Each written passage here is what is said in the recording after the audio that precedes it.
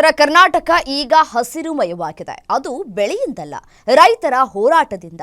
ಕಬ್ಬಿಗೆ ಬೆಂಬಲ ಬೆಲೆ ಕೊಡಿ ಅಂತ ರೈತರು ಬೀದಿಗಿಳಿದಿದ್ದಾರೆ. ಚಿಕ್ಕೋಡಿಯಲ್ಲಿ ಕಬ್ಬು ಬೆಳೆಗಾಗಿ ರೈತರು ಪ್ರತಿಭಟನೆಯನ್ನ ನಡೆಸ್ತಾ ಇದ್ದಾರೆ. ಅದರ ಕಾವು ಹೆಚ್ಚಾಗಿದ್ರೆ ಇತ್ತ ವಿಜಯಪುರ ಜಿಲ್ಲೆಗೂ ಹೋರಾಟದ ಕಿಚ್ಚು ಹಬ್ಬಿದೆ. ಪ್ರತಿ ಟನ್ ಕಬ್ಬಿಗೆ 3,500 ರೂಪಾಯಿ ನಿಗದಿತ ದರ ನೀಡುವಂತೆ ಆಗ್ರಹಿಸಿ ರೈತರು ಪ್ರತಿಭಟನೆಯನ್ನ ನಡೆಸ್ತಾ ಇದ್ದಾರೆ. ಇದಕ್ಕೆ ವಿಜಯೇಂದ್ರ ಕೂಡ ಸಾಥ್ ಕೊಟ್ಟಿದ್ದು ಅಹೋರಾತ್ರಿ ಧರಣಿಗೆ ಮುಂದಾಗಿದ್ದಾರೆ. ಆ ಕುರಿತ ಒಂದು ವರದಿ ನಿಮ್ಮ ಮುಂದೆ.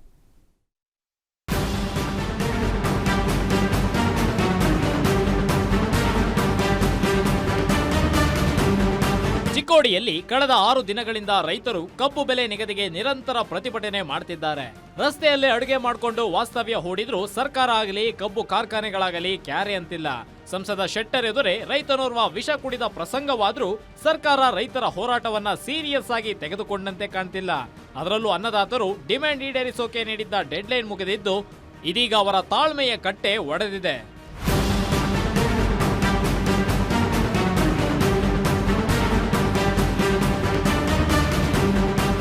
ಸದ್ಯ ಕಾರ್ಖಾನೆಗಳು 1 ಟನ್ಗೆ 3,000 ರು ಕೊಡ್ತಿದ್ದು ಈಗ 3,500 ರೂಪಾಯಿ ನೀಡುವಂತೆ ಆಗ್ರಹಿಸುತ್ತಿದ್ದಾರೆ. ಮಹಾರಾಷ್ಟ್ರದಲ್ಲಿ ಟನ್ಗೆ 3,600 ರೂಪಾಯಿ ಕೊಡ್ತಿದ್ದಾರೆ. ನಮಗೆ 3,500 ರೂಪಾಯಿ ಆದ್ರೂ ಕೊಡಿ ಅಂತ ರೈತರು ಪಟ್ಟು ಹಿಡಿದಿದ್ದಾರೆ. ಇನ್ನು ಕಬ್ಬು ಬೆಳೆಗಾರರ ಪ್ರತಿಭಟನೆಗೆ ಇಂದು ಬಿಜೆಪಿ ರಾಜ್ಯಾಧ್ಯಕ್ಷ ವಿಜಯೇಂದ್ರ ಸಾಥ್ ನೀಡಿದ್ರು.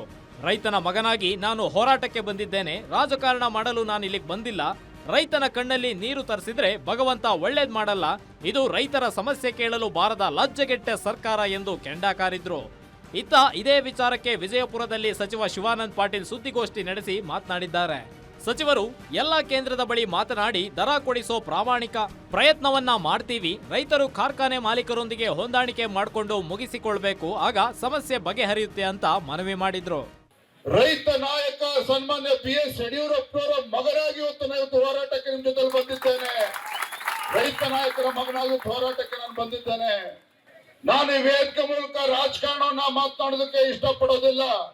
ಆದ್ರೆ ಹೋರಾಟಕ್ಕೆ ನಾನು ಕೂಡ ನಿಮ್ ಜೊತೆ ತುಮಕಿದ್ದೇನೆ ಅಂತ ಹೇಳಿದ್ರೆ ಈ ನಾಡಿಗೆ 2 ತುತ್ತು ಅನ್ನವನ್ನ ಕೊಡ್ತಕ್ಕಂತ ರೈತರ ಪರವಾಗಿನ ಹೋರಾಟಕ್ಕೆ ತುಮಕಿದ್ದೇನೆ ವಿನಃ ಸಕ್ಕರೆ ಕಾರ್ಖಾನೆಗಳ ಮಾಲೀಕರ ಪರವಾಗಿ ವಕಾಲತ್ತು ವಹಿಸಿಕೊಂಡ ಇಲ್ಲಿ ಬಂದಿಲ್ಲ.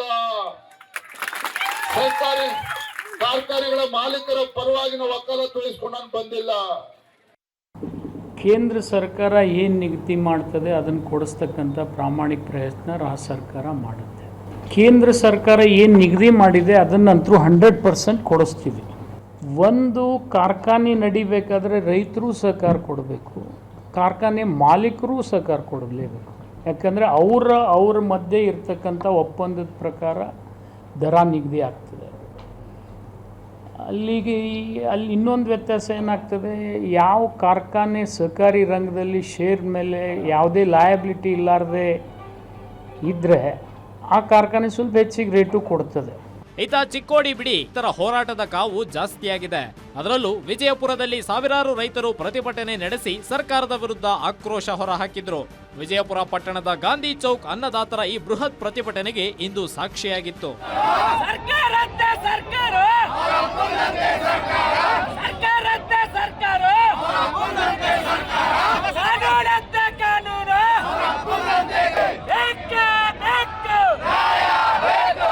ವಿಜಯಪುರ ಜಿಲ್ಲೆಯ ವಿವಿಧ ತಾಲೂಕುಗಳಿಂದ ಆಗಮಿಸಿದ್ದ ರೈತರು ಗಾಂಧಿ ವೃತ್ತದಲ್ಲಿ ಸಮಾವೇಶಗೊಂಡು ಜಿಲ್ಲಾಧಿಕಾರಿ ಕಚೇರಿವರೆಗೆ ಪಾದಯಾತ್ರೆ ಮೂಲಕ ಆಗಮಿಸಿ ರಾಜ್ಯ ಸರ್ಕಾರ ಹಾಗೂ ಕಾರ್ಖಾನೆ ಮಾಲೀಕರ ವಿರುದ್ಧ ತೀವ್ರ ಆಕ್ರೋಶ ವ್ಯಕ್ತಪಡಿಸಿದ್ದು ಸುಮಾರು 1 ಗಂಟೆಗಳ ಕಾಲ ವಿಜಯಪುರ ಪಟ್ಟಣದ ಗಾಂಧಿ ಚೌಕ್ನಲ್ಲಿ ರಸ್ತೆ ತಡೆ ನಡೆಸಿದ ಪ್ರತಿಭಟನಾಕಾರರು ರಾಜ್ಯ ಸರ್ಕಾರ ಕೂಡಲೇ ಮಧ್ಯಸ್ಥಿಕೆ ವಹಿಸಿ ಕಾರ್ಖಾನೆ ಮಾಲೀಕರು ದರ ಘೋಷಣೆ ಮಾಡುವಂತೆ ಸೂಚಿಸಬೇಕು, ಕಬ್ಬಿನ ಬೆಲೆ ನಿರ್ಧರಿಸುವವರೆಗೂ ಸಕ್ಕರೆ ಕಾರ್ಖಾನೆಗಳಲ್ಲಿ ಕಬ್ಬು ನುರಿಸುವುದಕ್ಕೆ ತಡೆ ನೀಡಬೇಕು ಹಾಗೂ ಕಬ್ಬಿನ ಬೆಂಬಲ ಬೆಲೆ ಘೋಷಣೆಯಾಗುವ ತನಕ ಕಾರ್ಖಾನೆಗಳಿಗೆ ಕಬ್ಬು ಕಳಿಸದೆ ಅನಿರ್ದಿಷ್ಟಾವಧಿಗೆ ಧರಣಿ ನಡೆಸುವುದಾಗಿ ತಮ್ಮ ಆಕ್ರೋಶ ಹೊರಹಾಕಿದ್ರು.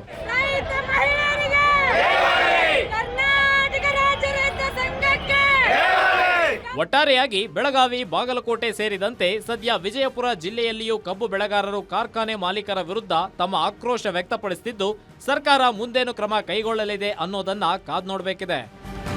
Deepak Shinde, guarantee news, Vijayapura.